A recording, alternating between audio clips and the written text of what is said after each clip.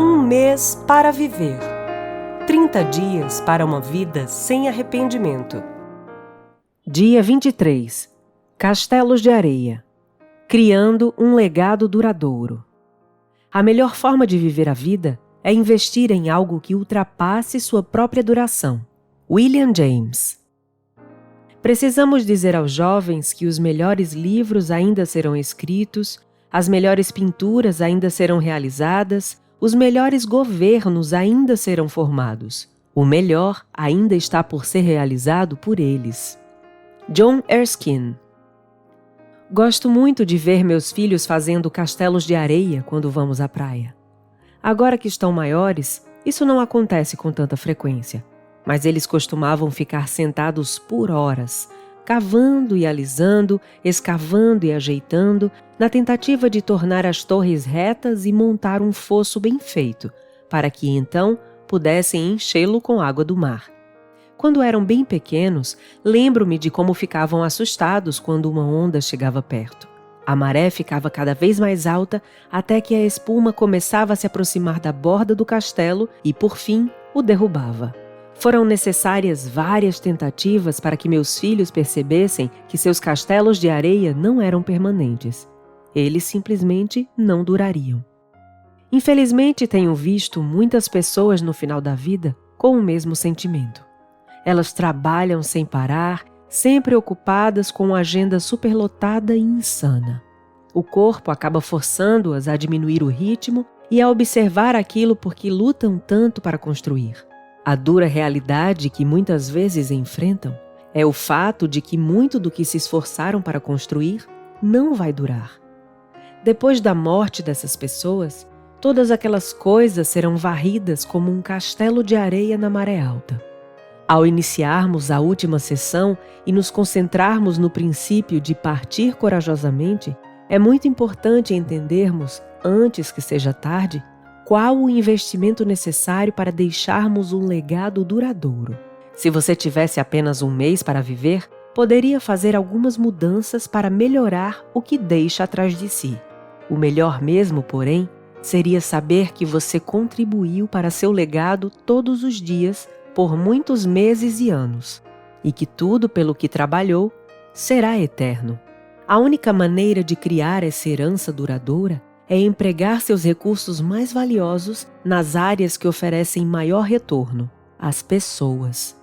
Nossos relacionamentos são o único investimento que não pode ser destruído por um incêndio ou um desastre natural, nem ser perdido na bolsa de valores.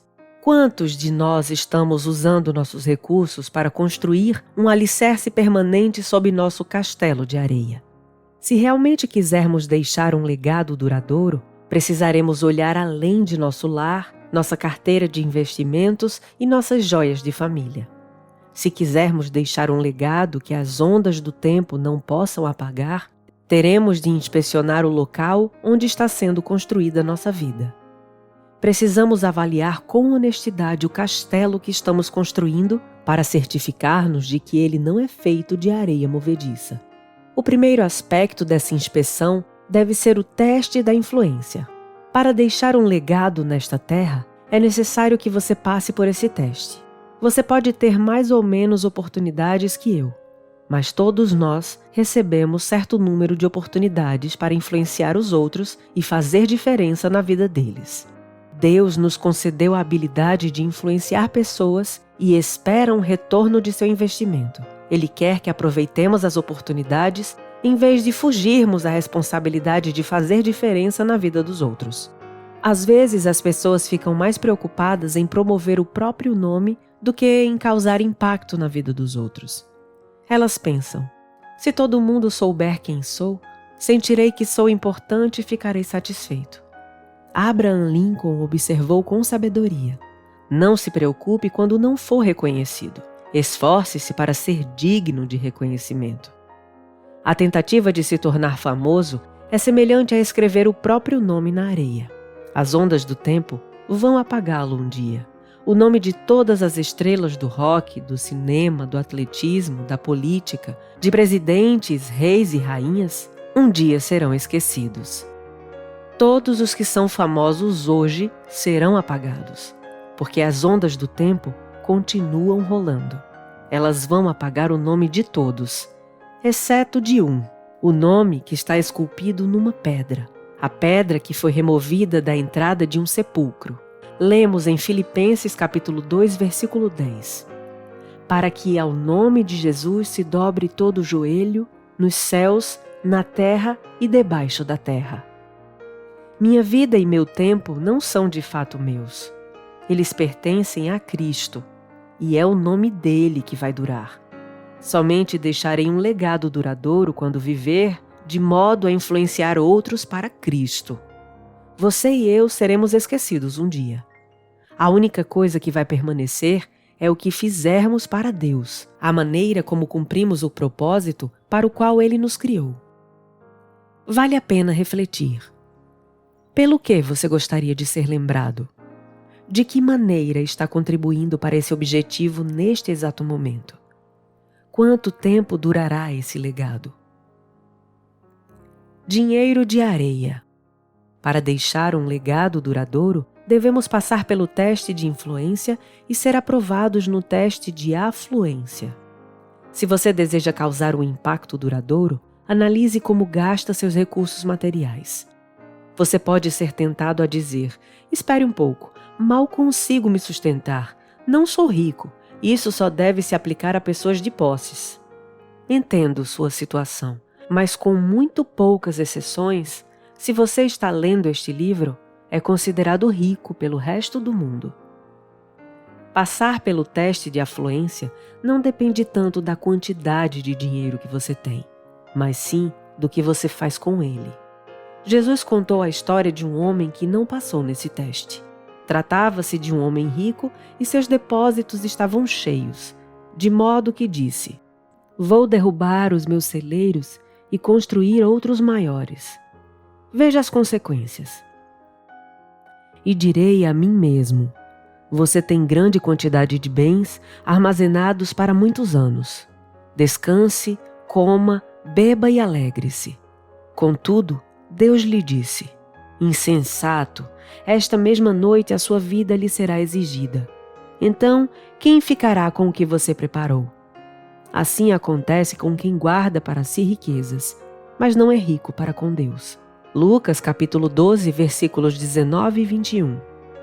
Deus disse àquele homem: não, você não vai expandir seus celeiros. Está acabado, você está fora. Essa vida que você está construindo não passou no teste de afluência. Eu o abençoei e você usou todas as bênçãos para si mesmo. Você fracassou na avaliação mais importante de sua vida.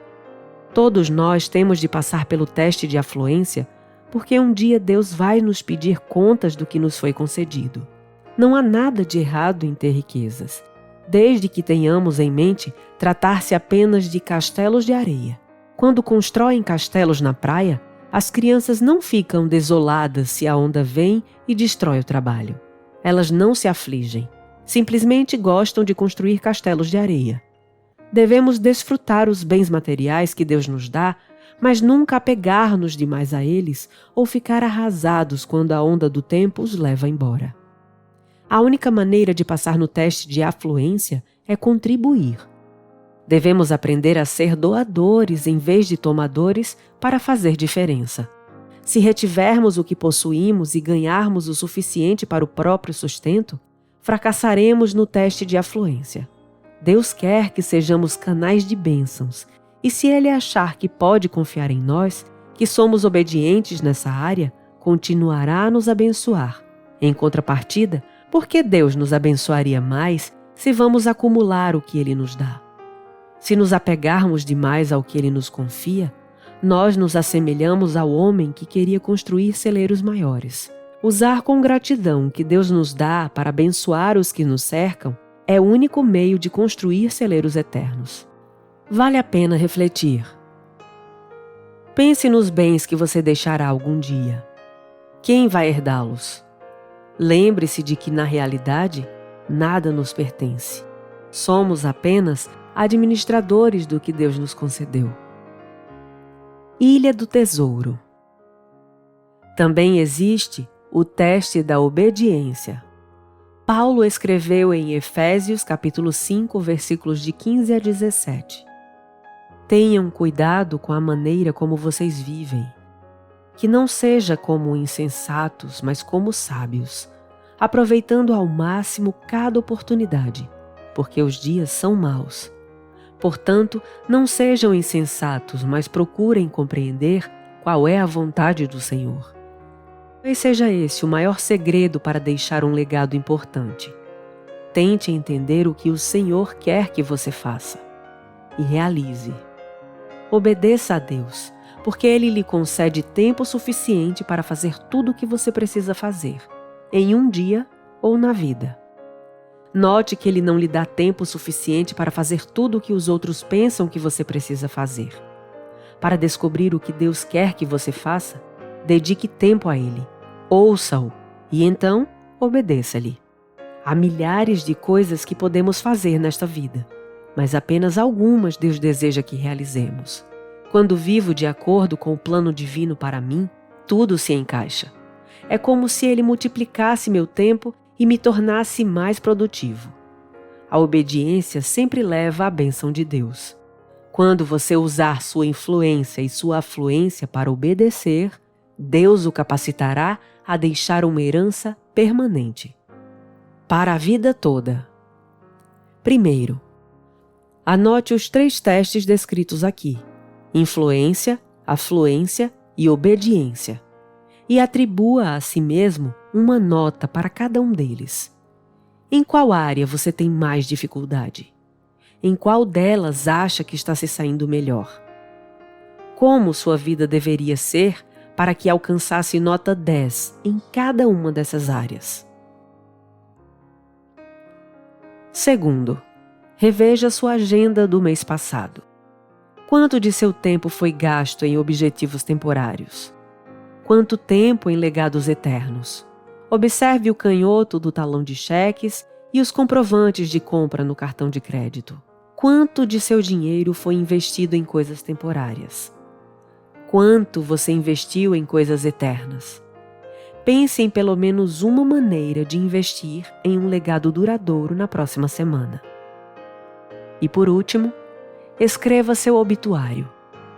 Inicie pela descrição de sua vida até agora e continue até o futuro.